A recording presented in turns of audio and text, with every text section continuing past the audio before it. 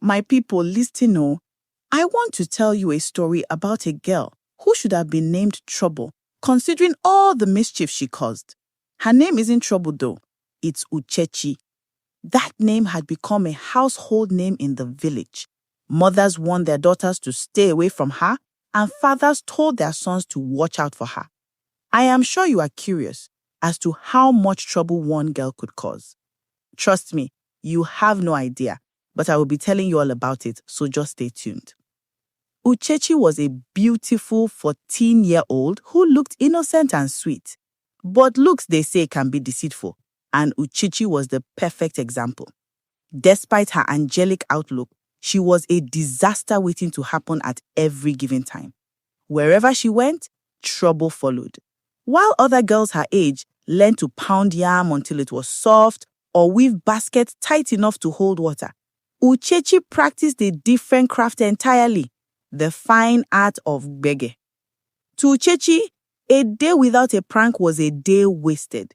She could untie a goat rope without the owner noticing, swap salt for sugar, and mimic the village elder's voice so perfectly that she once sent 3 men running in different directions for an urgent meeting.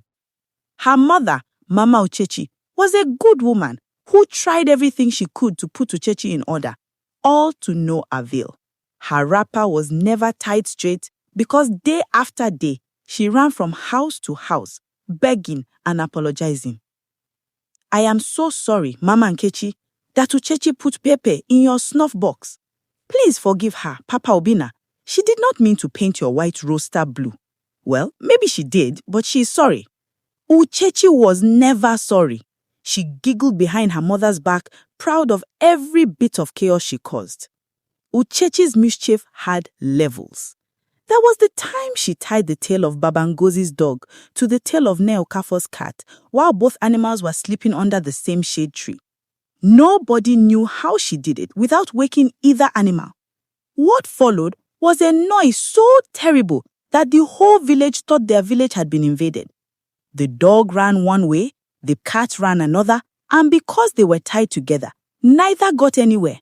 They just spun in frantic circles, howling and hissing, while Uchechi watched from a safe distance with her chin resting on her palm, deeply satisfied and proud of her handwork. Then there was the matter of the talking yam. Uchechi had noticed that old Baba Tochukwu, the village storyteller, had a habit of talking to his yam farm every morning. He believed the yams grew better if you spoke kindly and softly to them. The whole village found this strange, but harmless enough. Uchechi found it interesting, but in a completely different way.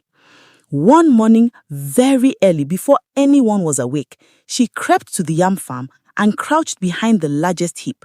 When Baba Tochukwu arrived and began his morning greeting, "Good morning, my beautiful yams. How did you sleep?" Uchechi answered slowly, in a deep voice from behind the heap, "We did not sleep well. Your snoring disturbed us." Baba Tochukwu screamed. His scream was so loud that 3 neighbors came running with sticks. He told everyone the yams were possessed and that he had heard them speak with his 2 ears. He did not visit his farm for 4 days. The dibia was called. There were prayers, there were consultations, but none could tell why Baba Tochukwu heard the yams talk. There was also the incident of the love letter.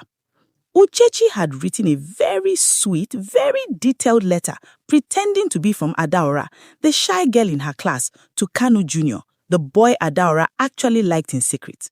The letter was so romantic and well-written that teacher Emeka, who intercepted it, read it twice before confiscating it.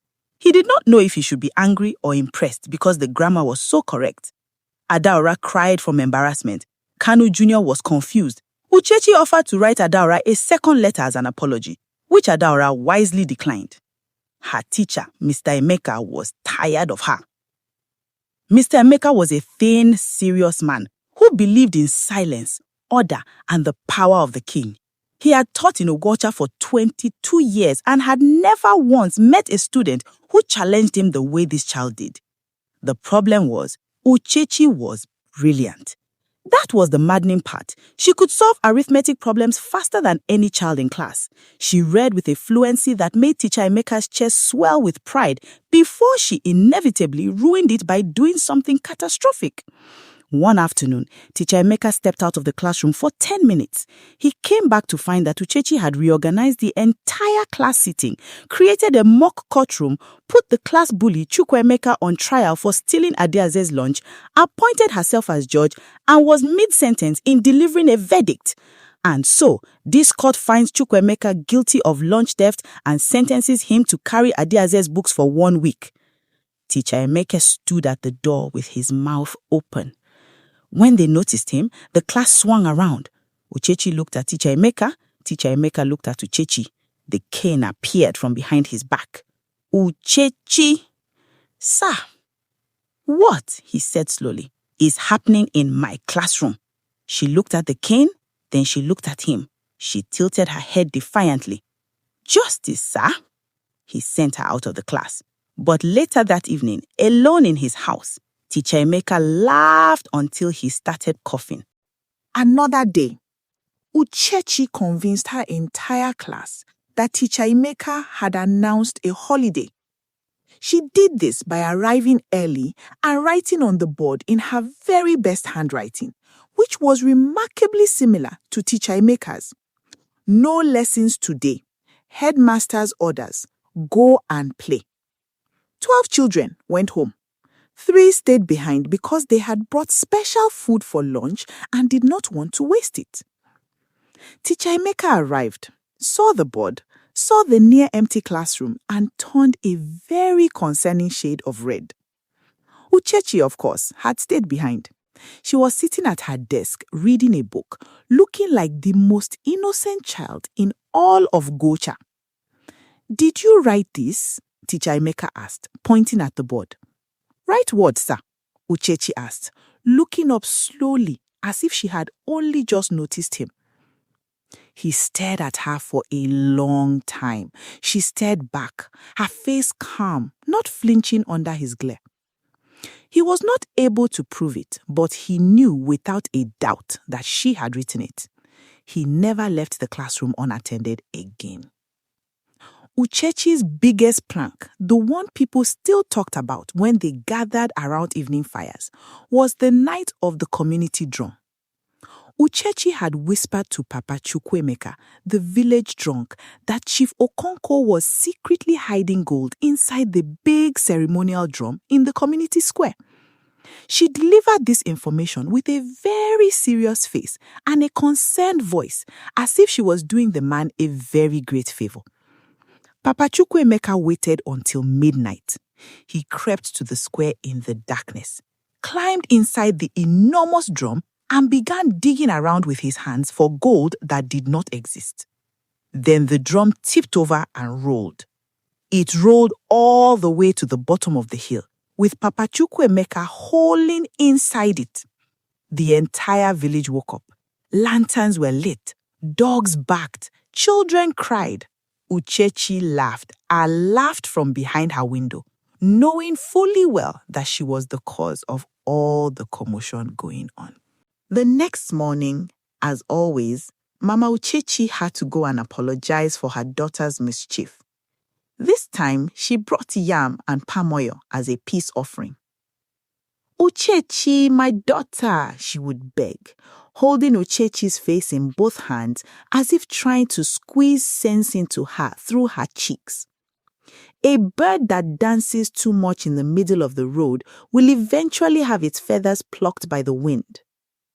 Uchechi would smile and perform a small, cheerful jig right there on the spot. Then she would say, Mama, the village is too quiet. It needs Pepe. I am the Pepe. Uchechi, listen to me. You are not a boy. You are not a goat. You are a girl. Are you not tired of embarrassing this family? Uchechi would then stand still with her hands folded and her face arranged into the shape of a child who was listening. She would give a small, respectful nod when needed and absorb absolutely nothing of what was being said. The moment she was released, she was already planning the next thing. until the day she made trouble that taught her a lesson she would never forget. It began at the village stream. Uchechi had hidden behind a palm tree, waiting for an opportunity to cause mischief. When Mama Ada, the heaviest woman in the village, bent to fill her pot, Uchechi dropped a large frog into her water pot. The women shrieked. Mama Ada slipped, landing in the mud with a splat. Everyone laughed at first. But then, Mama Ada did not get up. She clutched her ankle, her face twisted in pain. Uchechi's laughter died in her throat. The village healer was called. Mama Ada had broken her ankle. For weeks, she would not be able to walk, pound yam, or care for her 3 small children. No one laughed about Uchechi's pranks anymore. They looked at her with hard eyes. Mama Uchechi sat in the yard and was quiet for so long that Uchechi, standing at the edge of the yard, began to feel something she had never felt before. She felt ashamed. "Mama," Uchechi called, her voice small. "Sit," Mama Uchechi said. She sat. "You are smart," Mama Uchechi said finally. She did not sound angry. If she was angry, it would have been better. She sounded hurt and deeply disappointed. "You are the smartest child in this village. Do you know that? Teacher Emeka told me this. He said, your daughter has a mind like a lamp. It lights everywhere it goes." Uchechi sat very still, looking contrite. "But a lamp that is thrown at people," her mother continued, "does not bring light. It burns." Uchechi's voice broke. "I just wanted—" "I know what you wanted." Her mother looked sternly. "You wanted everyone to laugh, and they did. But your laughter was at the expense of someone else's embarrassment and pain. That is not mischief, Uchechi. That is cruelty." Mama Uchechi did not apologize this time. She simply took Uchechi by the hand, led her to Mama Ada's hut, and said quietly, "You will stay here. You will cook, clean, and care for her children until she is well." Uchechi wanted to argue, but she saw her mother's face and kept quiet. Days passed. Uchechi fetched water. She pounded yam until her arms ached. She carried Mama Ada's youngest on her back while the woman slept. She listened to Mama Ada cry at night from the pain, knowing she was the reason for every one of those tears. It was not funny anymore. None of it was funny. The children she cared for were small and confused about why her mother could not get up. The youngest one, a girl of about 3, would climb into Uchechi's lap in the evening and fall asleep there without asking if it was okay. But it was as if she had decided on her own that Uchechi was safe. That small, trusting weight on her lap made her feel things she didn't quite have words for. One evening, as she helped Mama Ada bathe her swollen foot, Mama Ada spoke. "You are clever, Uchechi, cleverer than anyone in this village. But cleverness without kindness is like a sharp knife in a child's hand. It causes damage that was never intended, and the person holding it is always the last to understand why everyone is afraid." Uchechi's eyes filled with tears. She whispered, "I'm sorry, Mama Ada." Mama Ada was quiet for a moment. Then she patted Uchechi's head gently. "I know. Now go and fetch me some palm wine, and no pranks." Uchechi laughed, a small real laugh. She had not laughed genuinely for a while. Neither had she played pranks recently. She was, after all, still sitting inside the consequence of the last one. When Mama Ada finally healed and stood on her own 2 feet again, everyone was happy, especially Uchechi, who felt relief that the ordeal was finally over. She returned home. She had expected punishment. Instead, her mother hugged her tightly and held on longer than usual. "The lesson is learned," Mama Uchechi said softly, "but the journey is not over." That night, Uchechi sat on the veranda looking at the stars spread above Ugwacha. She thought about all the trouble she had caused. She thought about Baba Tuchuku and his talking yams. She thought about Papa Chukwemeka rolling down the hill inside a drum. She thought about Mama Ada's uncle and the small girl who had fallen asleep in her lap without being asked. Her mind began to walk, but she wasn't thinking of pranks this time. She was thinking of ways to redeem herself. She thought of organizing a game designed to help the younger children learn their letters, something fun enough that they would not even know they were learning. She thought of suggesting a clever rota system to keep the goats from eating the vegetable gardens because that had been a problem in the village for years and no one had been able to come up with a permanent solution. She could write letters for people in the village who could not write for themselves. She could use that voice of hers that could sound like anyone to entertain at festivals instead of startling people out of their sleep. She smiled to herself in the dark. Her gift for mischief had not left her. It was still there. She still had the same sharp mind, the same restless energy, the same love for a reaction. Only now she wanted to see people laugh with her, not stumble because of her.